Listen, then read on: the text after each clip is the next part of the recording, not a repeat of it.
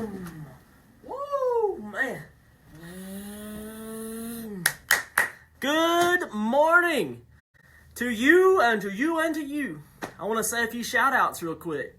Yesterday, some of you were telling me where you're watching from. So I want to say a shout out to the Women's Talk group. Hi guys, it's good to be on your page. Thank you for your moderator who shares Pray First on your page. Also, I want to say a big shout out to the people who join us at the YMCA. I understand that, I think it's one of the meeting rooms or one of the conference rooms has been made available. I think it's at the Olive Branch YMCA here locally, where you can go and be a part of Pray First in the morning before you do your workout. So hey to you guys. The next thing I want to say is hey to all of y'all who come every day. Thank you so much. And thank you so much for sharing. There's like 40-something to 50-something shares a day, and that reaches people like you would not believe. I also got a message from South Mississippi yesterday that they're joining us, and it's just really cool. So I want to share this link right now, and we're jumping into a brand new study today because, listen, last night I was going to go back into words, and I just felt super encouraged not to go back into words. I think I just shared it right back on the same page. We're going to talk about something different. I also want to say, I understand that everybody who comes to this page and participates in Pray First is not necessarily a church person. And I am so thankful for that. Guys, church is different than what we felt and what we thought. And especially if you grew up in the Southern Fried Gospel South, was just one way thinking about the way church is. And we're going to talk about that probably over the next couple days, maybe a week or 2 or 3 weeks. I don't know, whatever it takes, whatever God says we ought to do. So it's going to be an exciting run. We're going to talk about worship. We're going to talk about the presence of God. And we're going to talk about where did all this come from, because it came from somewhere specifically. I want you to get your notepads, get your pens, and turn to Genesis chapter 28. And let's just launch into this. Experiencing the presence of God. What is church? What is worship? And it's got to be more than what some of us have bought as the substitute for it. So, Genesis chapter 28, verse 10, and this is a pretty lengthy passage, but it's an exciting passage, and this is Jacob. And I cannot believe this morning when I got into the office, I got a message from one of my friends asking about Jacob and Esau, and I was just like, you've got to be kidding me. No one ever asks me about Jacob and Esau. And here it is, today, last night God changes it. Anyway, Genesis chapter 28, verse 10. Then Jacob departed from Beersheba and went towards Haran. He, Jacob, came to a certain place and spent the night there because the sun had set. We're talking about the presence of God, worship, and what is the church. And he took one of the stones, symbolism here, he takes one of the stones out of the place and put it under his head and lay down in that place. The stone, the rock. I want you to think about Jesus being the chief cornerstone. Verse 12.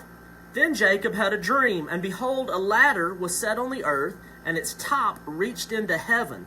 And behold, the angels of God were ascending and descending on it. And behold, the Lord stood. I want you to think about this. There's a connection being made between heaven and earth in Jacob's dream with this ladder. And these angels are going back and forth, interacting between heaven and earth. There was a ladder, its top reached into heaven, and both the angels went up and down, descending on it and ascending on it. And behold, the Lord stood above it and said, God was the Lord, Yahweh, and said, I am Yahweh, the God of your father Abraham, and the God of Isaac, and in this land which you lie, I will give it to you and your descendants. Your descendants will also be like the dust of the earth, in the same way as Abraham's. And you will spread out to the west, to the east, to the north, and the south. That's so important. You're going to spread out north, south, east, and west. And in you and in your descendants shall all the families of the earth be blessed. Behold, I am with you, and will keep you wherever you go, and will bring you back to this land, for I will not leave you until I have done what I promised you. Listen to those words. Wherever you go, I'm going to bring you back to this spot.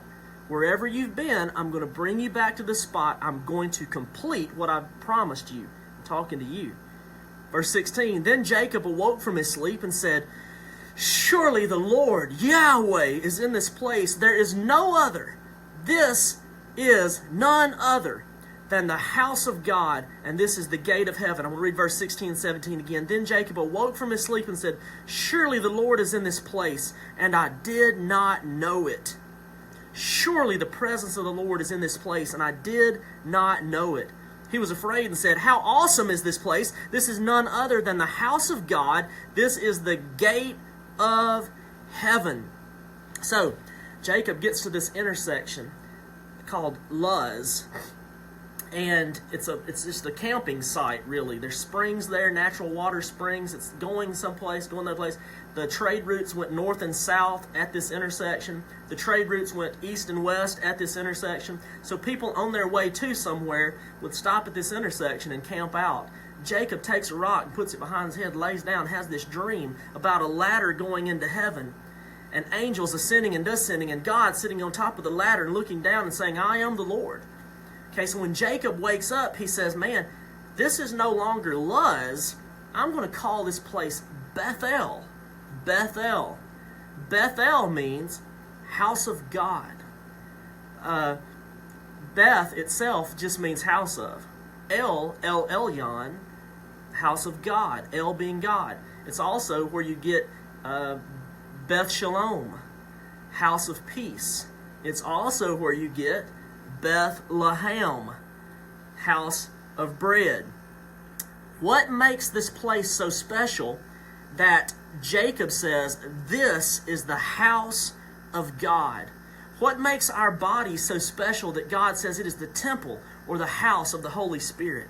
What makes our quiet time so special that it becomes church to us, a place of the presence of God coming on it? What about worship? What about getting in the presence of God, sitting in the car and listening to music? And what makes something so special that it becomes designated the house of God? Now, this is so good, so I want you to please focus in. Today's the introduction, and tomorrow we're really going to get into this. But why is Bethel referred to the house of God? I'm going to give you 3 reasons, but I'm just going to give you one of those reasons today, because this is big, and I want to pray for you, and I want to get you out of here on time. The house of God, or we know it as church, going to a church, going to a place or whatever. You can do it in your car, you can do it in your quiet time, you can have it in your body, church. So here's what I want you to write down. What makes this place special? Number 1, church is a connection. Church is a connection. Tomorrow we're going to talk about how church is a conversation, but today we're going to talk about how church is a connection. Church is a place we connect with God. Okay? It can happen in your closet. It can happen in your car. It can happen at the YMCA. It can happen on your Facebook page with your group of ladies. It can happen on your Facebook page with group men. It can happen wherever. Church is a connection with God.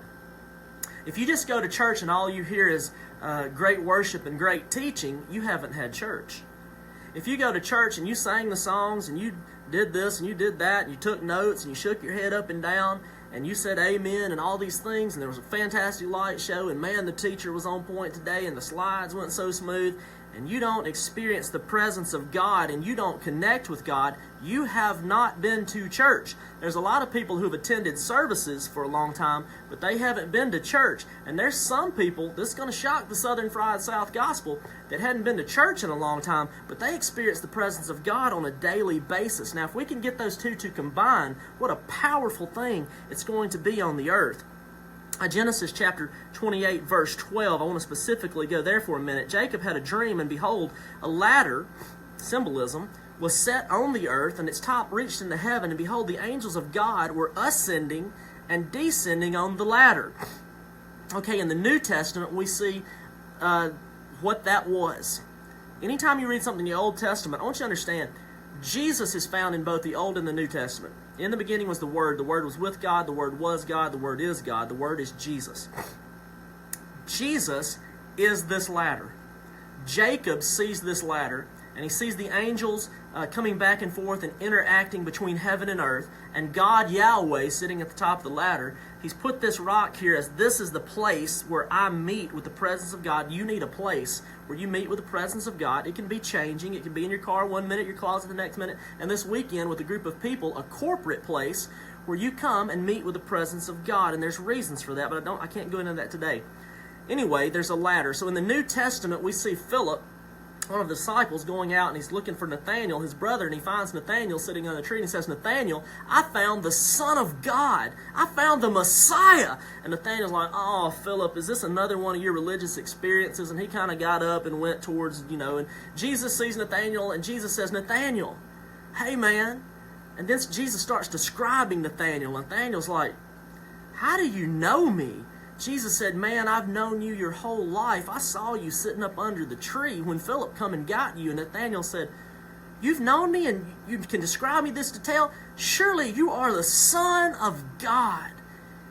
And he said, Nathanael, listen, brother, if you think this is something, you haven't seen anything yet. If you think because I could describe your life that I'm the Son of God, I want you just to sit back, because what you're about to see in the next few years is going to blow you away. John chapter 1, verse 51, we go to that conversation. Jesus said to him, truly, truly, I say to you, you will see the heavens open and the angels of God ascending and descending on the Son of Man. Jacob said, this place is the house of God. Jesus said, I am the ladder. I am the way, the truth, and the life, and no one comes to the Father except up my ladder. I am the way to heaven, and the gates of hell itself cannot prevail against the church, against the place where the presence of God resides. It can be in you. It can be yourself. Every Israelite was very familiar with Jacob's ladder. Every one of them knew the stories. Every one of them read the passages and the tales. And he says, I am Jacob's ladder. Genesis chapter 28, verse 16. Then Jacob awoke from his sleep and said, surely the Lord is in this place, and I did not know it. That's not grammatically correct, is it?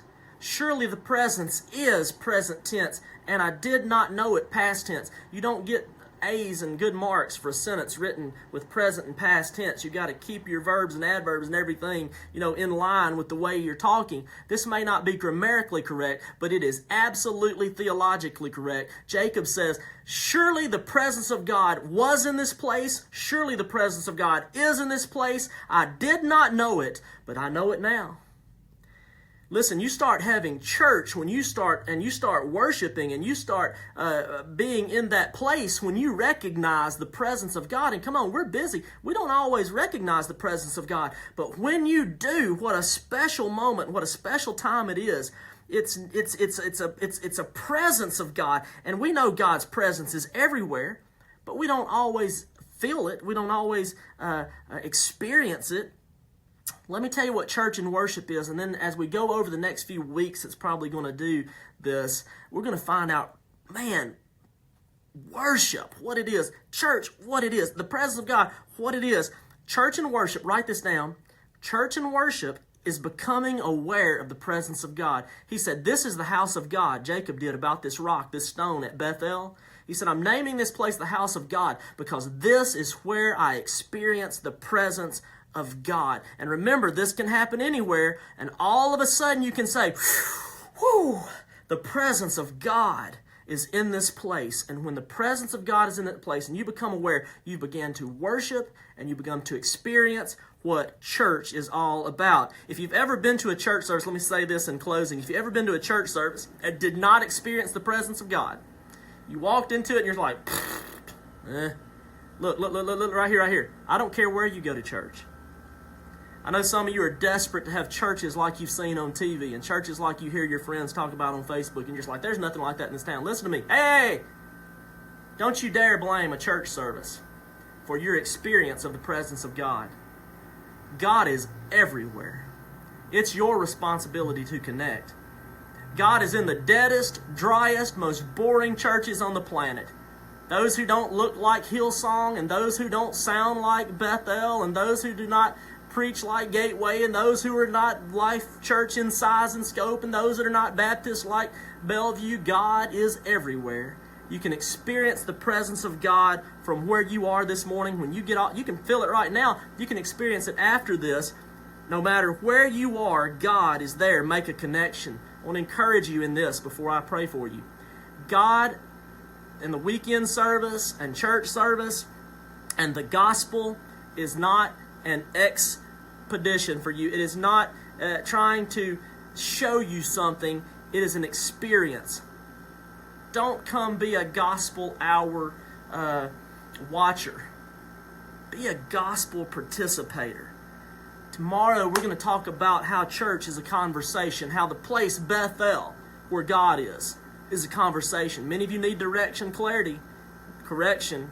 All these things are not bad, but this is what God does when we get in His presence. I want to encourage you today. Get in His presence. Get in your car, turn the radio up, or get in the car, turn the radio off, get away from everybody, do whatever it takes. I want you to say, God, I want to become more aware of your presence. Make us more aware of your goodness. Let us become more aware of your presence. Let us experience the power of your goodness. You know that song we sing? Some of you sing? Google it. Anyway, let me pray for you, because I want you to experience the presence of God. Lord, right now in the name of Jesus, wherever these people are joining us from, I pray that they say, you know what? I did not know it, but now I know. Surely the presence of you is in this place, and it is powerful. And I want to feel this presence more on my life. God, help me become aware of it at times throughout my day, in my pray first moments and in my pray last moments as I go to sleep. May I rise and may I lie down in the presence of God here at Bethel, the house of God. Have a good day, guys. I love y'all. Don't miss tomorrow. It's just going to get better and better. Today was just a preview. If you want to reread the verses, it's in Genesis chapter 28, verses 10 through 22. I love you guys. Have a good day. Hey, I always like to ask you a question. Here's my question. What month were you born? You can tell us what day if you want to, but I love to know what month you were born. I'm getting to know you guys, and it's a pretty incredible thing. Our church is growing at 7 o'clock in the morning. Right here at Pray First. Please share this. Please, please, please. Hit some likes, hit some comments. Make sure you write some comments in there because, man, again, I can't tell you how important it is for Facebook to see that data, and it causes them to put this video in more places. I'm out of here. I'm going to go eat some sausage and biscuits from a microwave. I don't usually do that, but I'm hungry. Bye, guys.